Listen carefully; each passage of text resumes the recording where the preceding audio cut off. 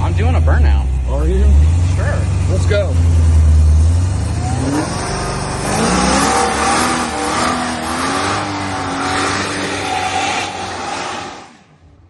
Let's go.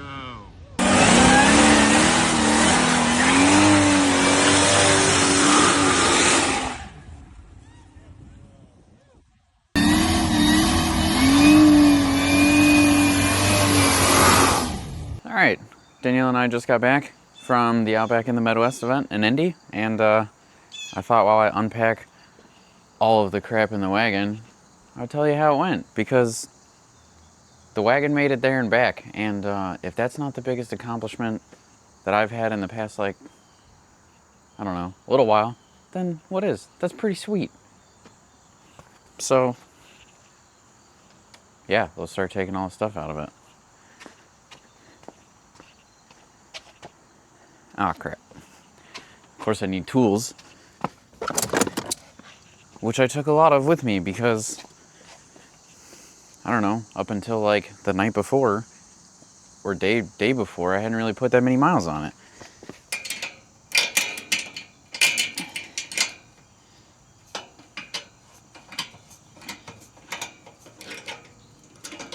And you might be like, Zach, why do you have a cargo carrier if you have the wagon? Look how much space there is, and you had roof racks. Well, when I made the hitch for this, I made 9 more of them and did a small production run of them to help pay for mine. It's really the only reason I did the group buy of them in the first place. And when I did that, a couple people opted to just pick it up at that event. And so I had to take some with me, 3 of them. And so there's like 200 pounds hanging off the back of this thing. And yeah, they did just fine. The car was a little bouncy, but otherwise, totally fine.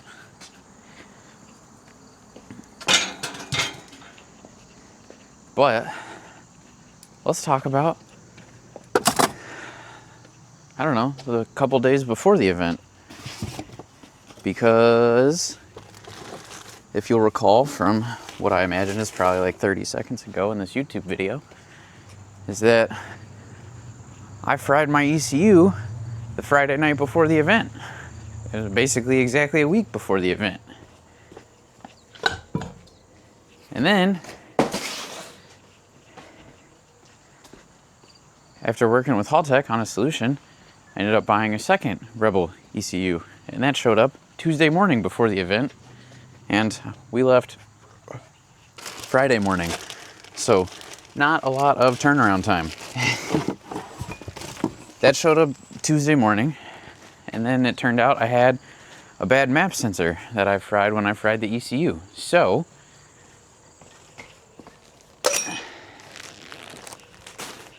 luckily, the Rebel has a built-in 4-bar map sensor.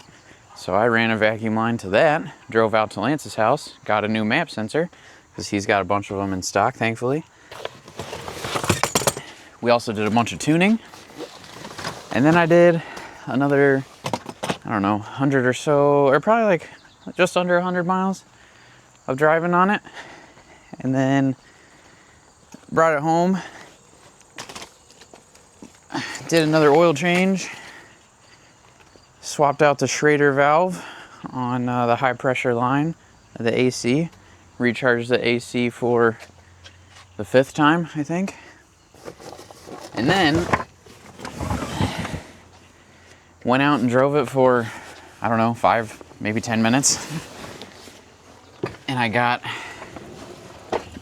the gear detection working. Like it's a manually shifted 3-speed. I knew which gear I was in, but for cruise control to work, the ECU needed to know what gear it was in. So I got that all calibrated and working. That's great. Cruise control seemed like it worked. That was great. Then I finished packing. Danielle helped pack up Herbert's stuff so we could take him to doggy daycare for the weekend and pick him up tomorrow morning. But got all that done. Friday morning, dropped off Herbie. And then we hit the road. The first thing Ugh. First thing that happened was that cruise control did not work. I hit the set button after enabling it, and it tried to tell me that the set speed was like 115. And I was like, whoa, whoa, whoa, I'm trying to do 70 here. So I basically just gave up on using cruise control, which was fine. Because the other thing that happens is that the gas tank in this is saddled over the trans tunnel. So you get full width gas tank for, I don't know, 30% of it or so, and then it splits to 2 halves. And the fuel pump assembly is supposed to suck from the other half into the side where the fuel pumps are. I don't think that's working very well. Because first time we stopped, I think I only filled up with 10 gallons. But honestly, it's kind of a nice break because it didn't have cruise control. So it was a good bit of rest for my ankle slash shin. And yeah, it was nice because it was cool out. So I think it was like 70 degrees. The inner chiller seemed like it was working really well. Intake temps were 50 degrees, or maybe mid 50s if you were on it for a minute or two.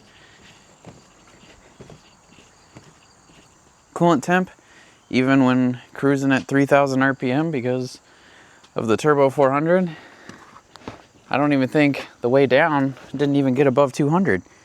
So that was pretty impressive. And really, it wasn't dramatic at all, other than bottoming out the suspension a little bit on the tires just because they're stretched and whatnot, but they everything held up fine. There's just a little bit more weight than, you know, really wanted to be in here. But everything fit in here, and it was really convenient not to have a trailer or have to strap stuff to the roof. The drive was significantly more comfortable for Danielle and I than I would have originally expected, which is awesome. But yeah, we stopped and we got to Indy. We met some of our buddies at a place called Mug and Bun, a little root beer drive-in kind of place. Top tier root beer, mid tier everything else. But it was a good time to meet all those people. There was a line of like 20 wagons and utes, and that's always really cool. And just like, what a huge relief that the wagon made it, like fairly drama free. Like not having cruise control, big whoop. And then like having to stop a little bit, like I think we stopped twice, 4.5 hour drive. I put 10 gallons in it both times. The only downside is that at 3,000 RPM, it wants to be at like 14 to 1 AFR, because that's not normally where you cruise. And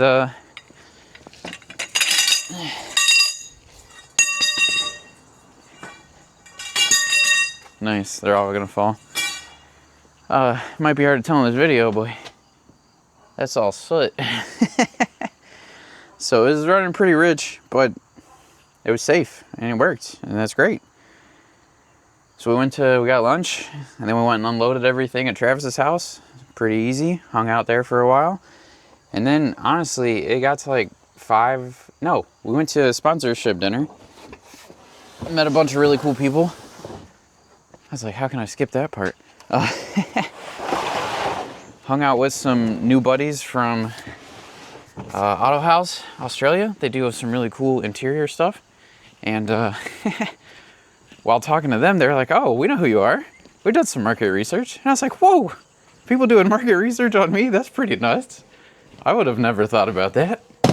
Like, what an interesting compliment. And so we talked about a bunch of stuff, and they want to do some cool things with the wagon that I'm pretty on board with. It's probably going to take a little while to do that just because got the wedding coming up and whatnot, but seems like some pretty cool opportunities there. And then while we were at the dinner, started hanging out with some guys from OBD Sync, and they make it really easy for you to program your own ECU in one of these or similar vehicles, and they're expanding to other GM products and whatnot, but they make it so you can change like your HVAC from Celsius to Fahrenheit and stuff like that. And they're super smart dudes. I got to talking to one of them, Jason,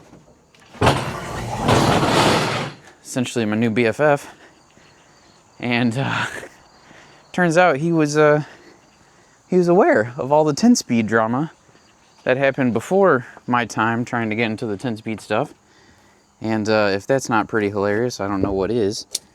But so we came up with some ideas on how to get the 10-speed back in here and get it programmed, or for how I can get it back in here and program it myself,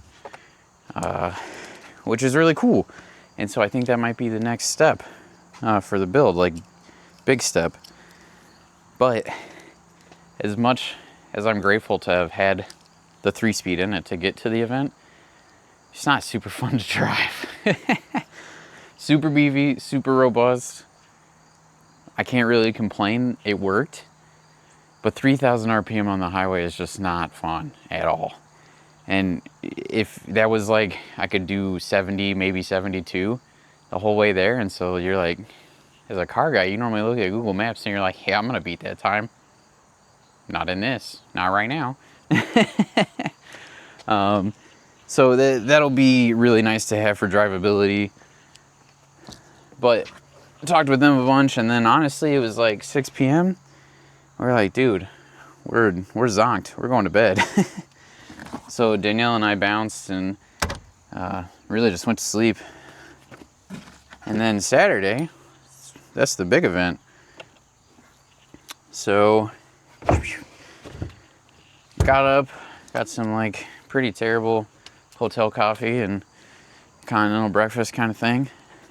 And after our breakfast, Danielle went to go get ready, and I came out to check on the car and get ready. I mean, I put a GPS tracker in it and stuff, but if I was a thief and I was looking for something valuable to buy and sell, then I would probably aim for something like this and an event where there's like 700 of them. So I was pretty nervous about having it just parked in the hotel parking lot, but I went out and it was fine, except that I hit the unlock button on the key fob and nothing happened. And I was like, oh no, the battery is dead. And I'd had the battery on a charger for like 3 days leading up to the event, because it had died when I fried the ECU, it was dead. So the unfortunate part is you can't get to the hatch, which is where the battery is. It's right here. And so I had to crawl through the car after manually unlocking the door. I had kept a DeWalt battery in here just in case. After talking to Lance, like, oh, well, yeah, that could work as an option, just as a backup. And I took the cables off of the power inverter that I had been using to power my laptop, my tuning laptop while we were driving. And I hooked it up, and after, I don't know, 5 or 10 minutes or so, got it to start, which is great. The problem is, like, it's the same problem I had before, is just trying to get start and idle tune to be reliable. It seems like it wants to never start the same way or idle the same way. I don't know what that gremlin is, but we're working on it. Haltech support helped me out the night before the event. I called them and was on, they, logged into the computer and tried to help tune, and we got to somewhere where it seemed like it kind of was way better, but then, like I said, it's just kind of inconsistent. So there's some other setting I need to find and change, but otherwise, tune was great. But yeah, so got it started. I basically just left it running. I feel bad for everyone else inside of the building because I'm sure it wasn't quiet. It was trying to idle at like 3,000 RPM for a while. So I got that, what I thought was taken care of. And then we left, went to the event. We were there pretty early, probably like 8:15 or so. It started at, people started showing up at like 10. But got the booth all set up. And then wiped the car down. Got it looking all spiffy. that's the word you want to use, as spiffy as I could. I mean, it was covered in black soot, and then it wasn't, so doesn't change much more than that. But it certainly looked way more presentable, so that was really nice. And then it's kind of a blur from there. I didn't really leave the booth all day. I think like one bathroom break, and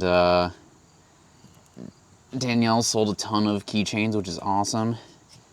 And then she kept me hydrated, which also super thankful for, because I'm not really great at taking care of myself when I'm busy.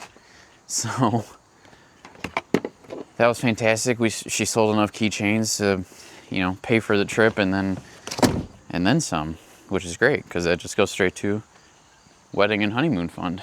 But yeah, when the event wraps up, they do a raffle giveaway thing, and I sponsored a set of my billet strut mounts. So yeah,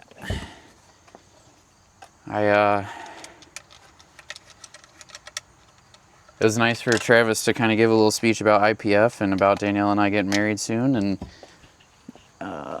about the product. It was a nice shout out. And the guy that won the free set of strut mounts is actually a good repeat customer of mine. We've done some cool custom work for him, and he had been at the booth earlier that day talking about how he wanted some but didn't want to have to try to afford them yet. So super happy for him. Excited to see those get installed. He's got a pretty sweet setup. Yeah, and then, you know, the event winded down. We packed up, you know,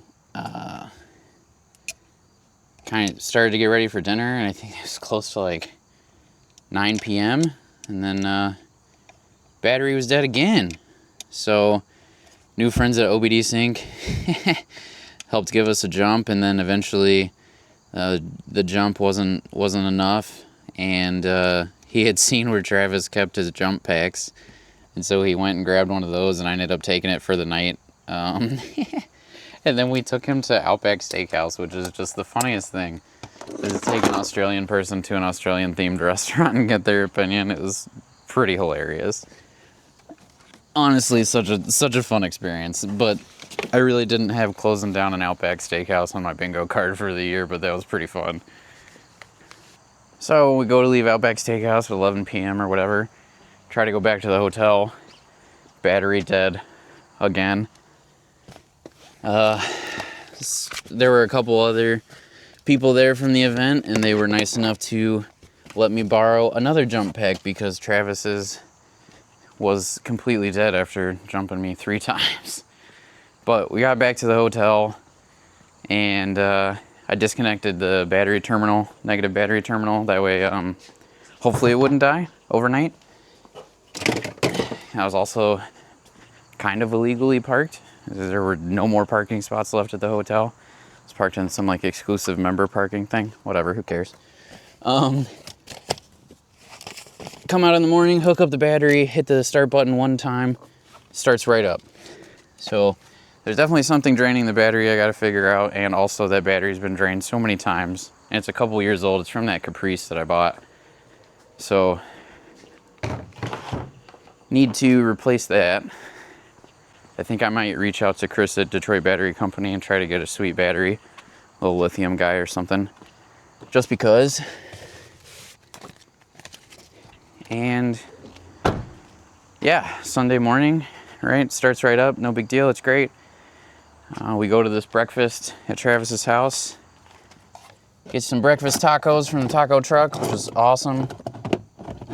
Hang out with some of our friends. I actually walked around a little bit and got to look at the cars because Saturday I didn't get to walk around at all. I was just too busy talking to people, which is great. It's a good problem to have. And then Travis decides to open up the Burnout pad, which, first of all, having your own Burnout pad is pretty baller. So I've been driving the car around, it's having battery issues, whatever. It made it there, I wasn't really afraid it wasn't going to make it home. Everything else kept working but the battery. Once you're driving, it's totally fine. But I was like, oh, you know, we chatted for hours with people. And I'm like, oh yeah, I guess probably time to head home. It's like noon. We got 5 hours, 4.5 hours, whatever, of driving ahead of us. But I got to cross the burnout pad to leave because that's the road out of his property. So I did a little baby burnout. It definitely held back a lot, but that was the first time I really, well, the only time I've broken the tires free since I've driven it, which was pretty fun. And Danielle wasn't too terrified, so that's awesome. But it looks pretty sweet, and here's all the different angles of it because everyone was videotaping the burnouts, right? But so I'm glad I did that. It was pretty fun and didn't hurt anything. Except there's some rubber on the, you know, bumper and on the cargo carrier, but like, worth it. So yeah, burnout, super cool. Drive home, also not eventful. The weird tuning I had done to try to get idle to work Saturday morning, I had changed a couple things about the gear ratio calibration too, because every time you'd let off the throttle, it would think you were decelerating and it would drop you out of cruise control too, even if the set point was wrong. And so I just changed it to be like first gear 1 mile an hour, second gear 2 miles an hour, third gear 3 miles an hour, so it always thought you were in gear, which is fine because that's what I wanted it to do. So I was like, you know, like 30 minutes outside of Indy, I was like, oh, I should probably just try cruise control again. And so we're doing like 68, which I think my calibration is just like a tiny bit off for speed. So GPS said that was like 71, whatever. I hit the set button and it says 109. And I'm like, wait, but the speed error between the set point and the actual target is 0. And it's cruising by itself. What is going on? And I was like, Danielle, what is 109 kilometers an hour in miles an hour? Surely enough, cruise control was set up correctly the whole time, but it would only show the target speed in kilometers an hour. Pretty sure I can change that. I just didn't think to when I put that on the dash. So, pretty sweet to have cruise control the whole way home. Way more convenient than just ruining the back of my heel and having my shin just kind of sore. So really cool. One time when we got gas, I bottomed out on something on the exhaust in the front of the car. Now there's a small leak, so I have to fix that, but also need to adjust the preload on the springs in the rear because I upped them to make it a little bit stiffer for the ride there, and it just bounces. It's pretty obnoxious. So need to fix that and check the leak. But otherwise, I didn't have to touch any fluids, nothing leaked. The inner chiller that I thought was still leaking worked fine. We even had, I think our intake temps were like between 60 and 70 the whole way home because we had AC on in the car too. And the AC in the car worked flawlessly, so I think that's pretty perfect for trying to have a balanced setup and use the AC as the cooling mechanism for the supercharger coolant. But yeah, made it home. No real issues there. Again, we stopped twice just for gas, and the tank I think is actually like pressurizing, so I gotta figure out like if the vent isn't working anymore or like what the deal is there, because when we got home, like Danielle went inside to check on the cat and I was unloading and there was just like this weird hissing noise. And it's coming from the breather I have down by the diff, which comes through the PCV valve off the top of the gas tank. And it was just hissing real bad. So like I opened the gas cap and it was just shooting out, super pressurized. And I wonder if that's part of the reason it doesn't want to siphon from one half of the tank to the other. So I gotta investigate that. I mean, it still drove fine. Like you just have to stop more frequently, which like whatever, who cares? Pretty small thing to have to worry about. And the level sensor does work, so like you do know when you have to do that. It's just more frequently than you would think. So big shout out to everyone on this list. Big shout out to everyone who stopped by the booth this weekend, helped pay for the trip and our upcoming trips.